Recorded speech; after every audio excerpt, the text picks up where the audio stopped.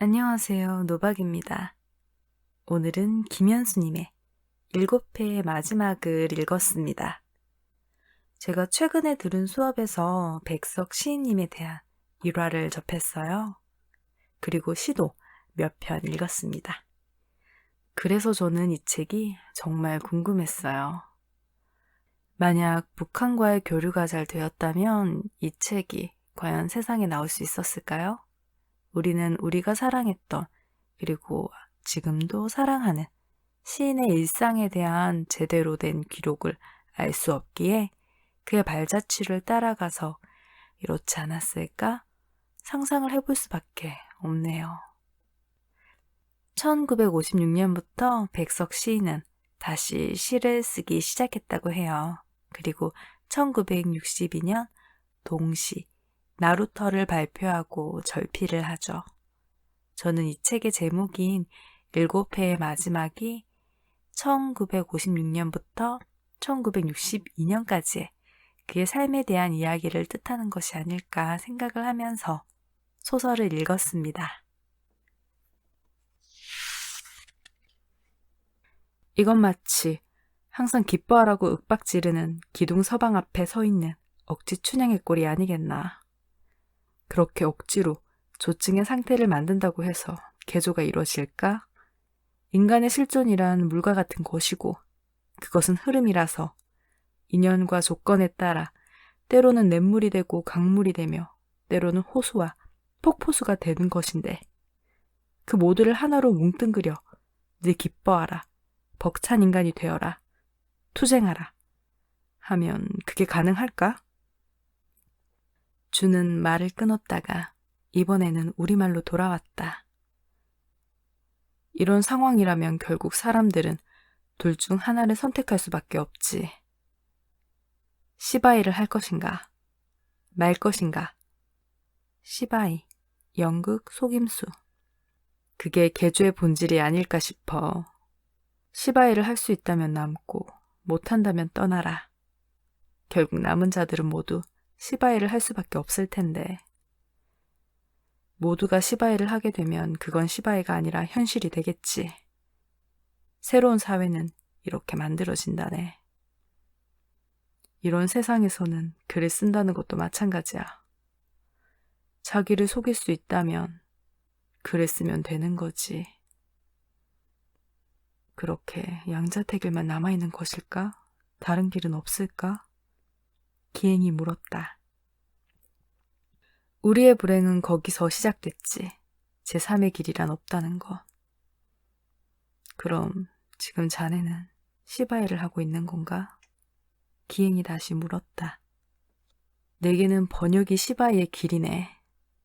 몇 년 전까지는 자네도 마찬가지였잖아. 그런데 왜 그랬어? 왜 다시 시를 쓰기 시작한 거야? 난 언제나 그게 궁금했어. 준이 물었다. 취기가 조금씩 올라왔다. 그러게, 나는 왜 시를 다시 쓰기 시작했을까? 혼잣말처럼 기행이 말했다. 기행, 백석과 그의 친구 준의 대화예요. 이 대화로 우리는 그들의 상황을 엿볼 수가 있어요. 자신이 아닌 당국을 위한 시, 당국의 취향에 맞는 글을 써야만 하는 문인들의 감정을 느낄 수가 있어요.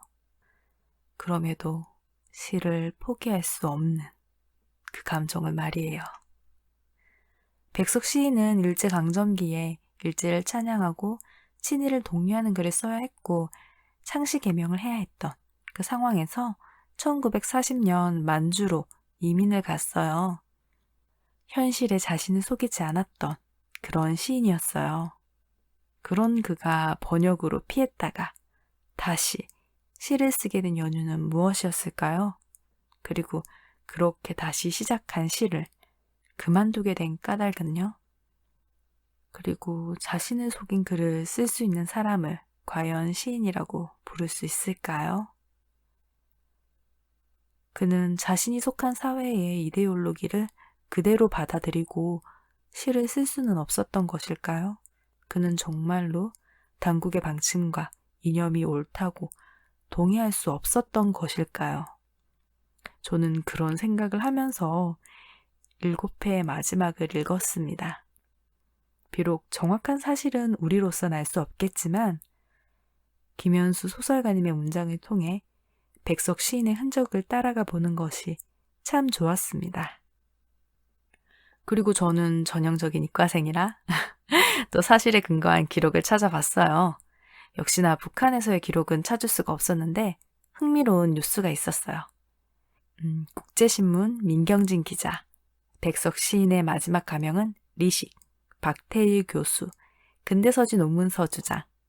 이 뉴스에 의하면 백석이 몇 개 가명을 썼으며 그 중에 하나가 리식이다. 리식이 그가 맞다면 그의 활동 시기는 1964년으로 확장이 된다고 기존과 다른 견해를 제시했다는 내용이었습니다. 하지만 이 사실 또한 우리는 확신할 수가 없죠. 알 수가 없기에 더 알고 싶은가 봐요. 이 책을 읽는데 드라마 사랑의 불시착이 저는 큰 도움이 되었습니다. 장마당, 세대주, 인민반장 같은 단어를 제가 어떻게 알겠어요?